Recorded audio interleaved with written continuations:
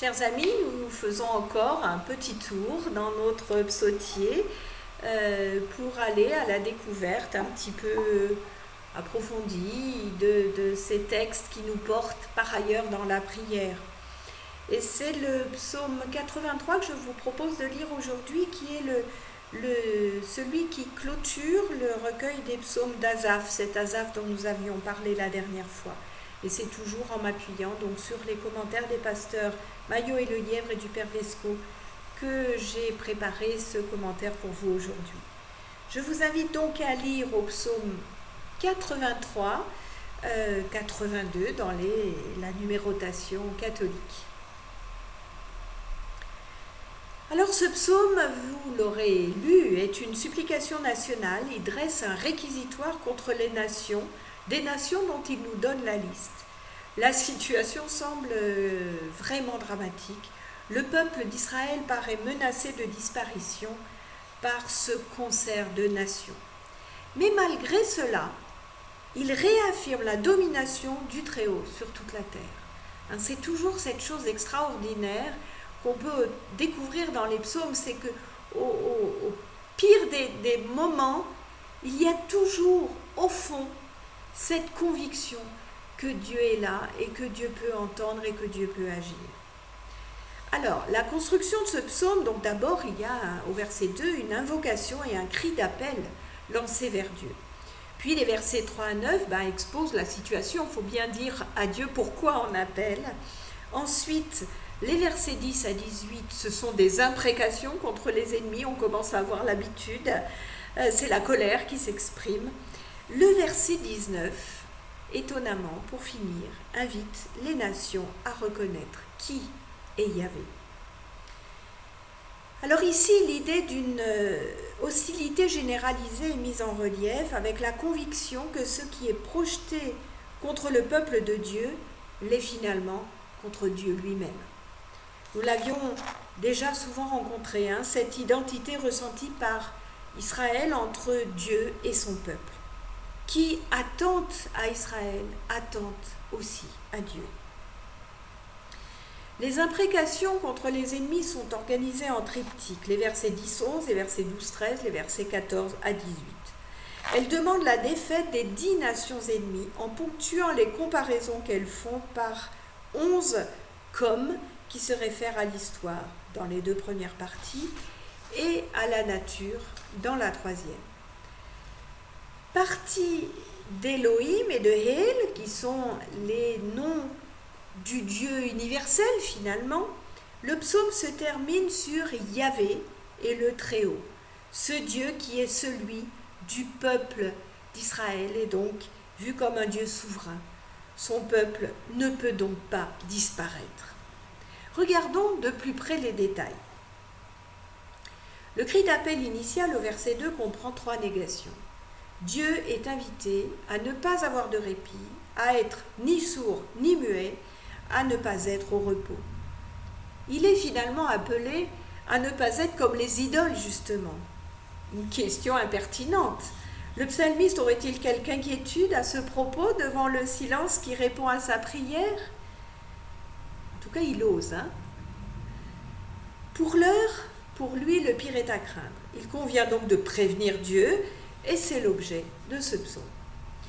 Le terme répit ne se trouve qu'ici et dans le livre d'Ésaïe, au chapitre 62, les versets 6 à 7, où il est question pour les guetteurs des murailles de Jérusalem d'obliger sans répit Dieu à se souvenir de sa ville sainte.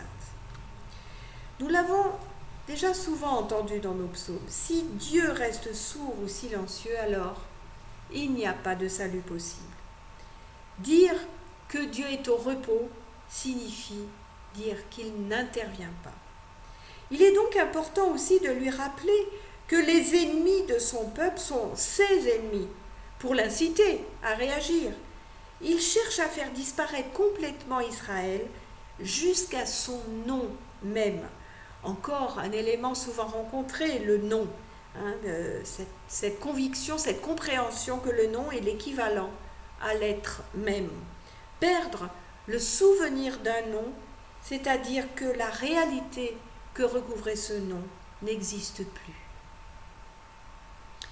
Dire que les ennemis relèvent la tête, c'est dire leur victoire, mais aussi leur arrogance. Ils sont unanimes, ces ennemis.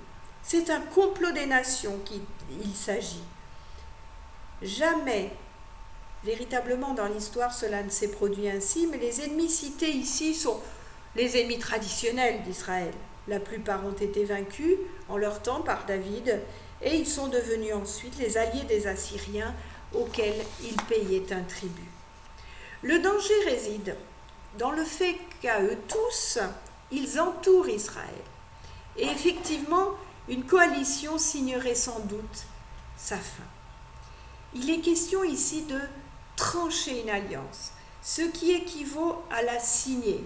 C'est le terme technique qui est utilisé en hébreu pour dire conclure une alliance finalement. Il fait allusion au rituel de la cérémonie d'alliance, au cours de laquelle un animal était coupé en deux et les deux contractants passaient entre les deux morceaux.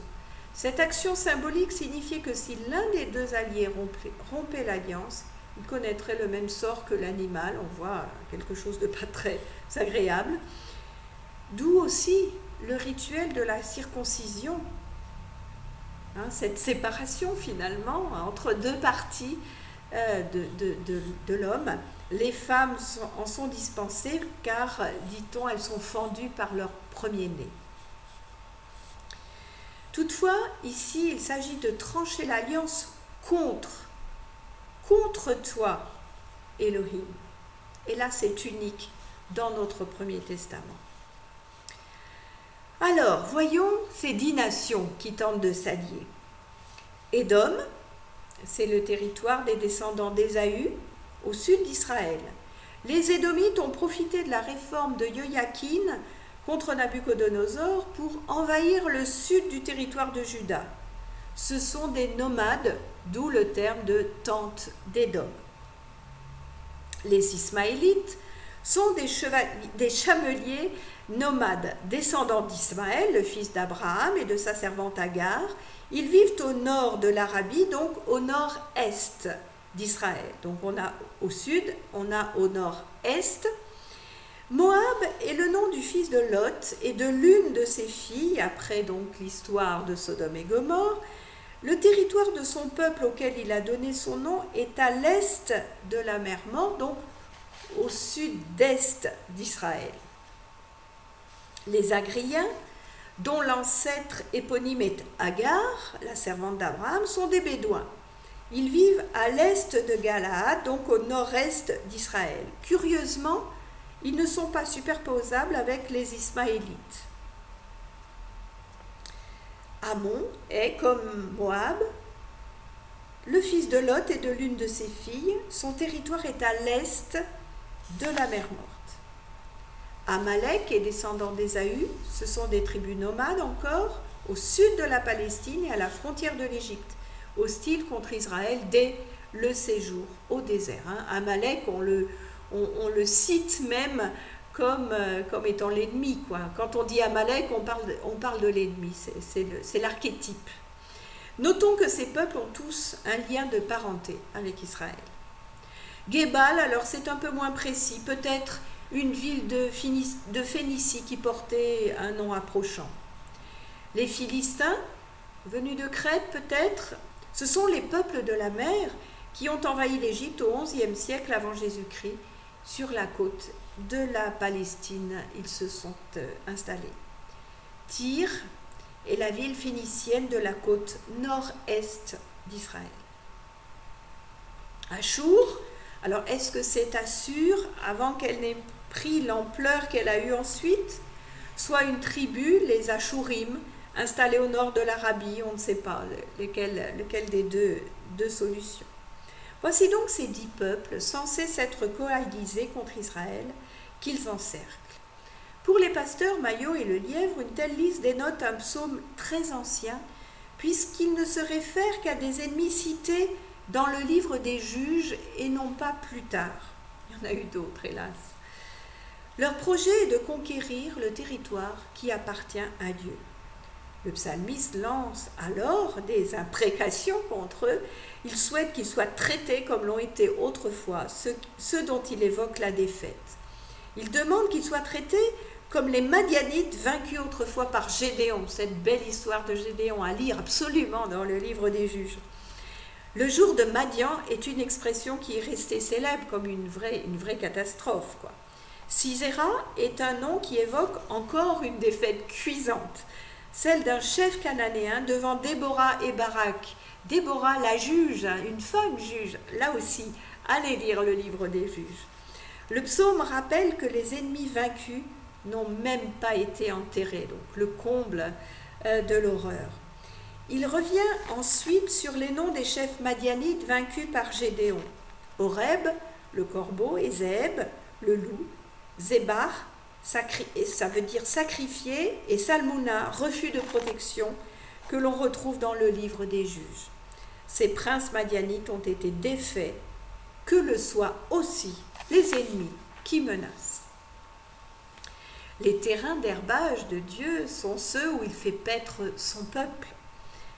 On a ensuite 4 comparaisons qui évoquent le sort que l'on souhaite aux ennemis. Le charbon roulant est une plante dont la fleur est en forme de roue qui s'envole, poussée par le vent, comme l'est aussi la paille.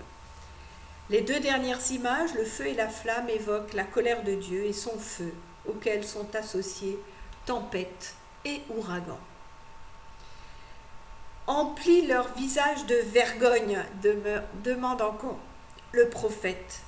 C'est un apax dans l'Ancien Testament, donc un mot, une expression qui n'est qu'ici, dans ce psaume-là. Ça semble être tout à fait le contraire de la gloire, bien évidemment. Ces punitions demandées semblent terribles. On pourrait penser que le psalmiste souhaite la disparition pure et simple de ces nations impies. Mais pas du tout. Et le dernier verset est alors surprenant. Le but dernier du psalmiste, c'est que ces peuples se mettent à rechercher Yahvé, qu'ils reconnaissent son autorité, son unicité et sa toute-puissance. En somme, il ne souhaite que leur conversion. Il ne leur veut que du bien finalement.